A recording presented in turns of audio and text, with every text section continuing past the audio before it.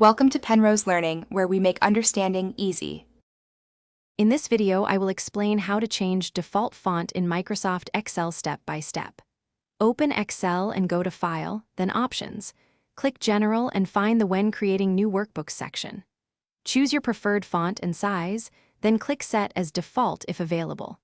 Finally, restart Excel to apply changes to all new workbooks and enjoy consistent formatting without extra effort. Begin by opening Excel and clicking File, then select Options to open Preferences. In the Options window, go to General and look for the Worksheet Creation settings where font options are located. Click the Font drop-down and pick the typeface and size you prefer, then Apply or Set as Default if prompted.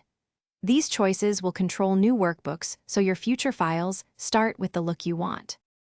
If you are finding this video helpful, please subscribe and like to support the channel and get more practical Excel tips. Quick recommendation. A useful read is the book The Simple Path to Wealth that can change how you think about money, and it pairs well with planning spreadsheet budgets. Check the description for the link and other deals, grab the book if curious, and now let's get back to the video. After setting your preferred font and clicking the appropriate confirmation, close Excel completely and restart the application to enforce changes. Open a new workbook to confirm the default font and size appear as expected, and test by typing text in several cells. If the style is not right, repeat the steps in Options and adjust until satisfied, then restart again to lock in those defaults across all new documents.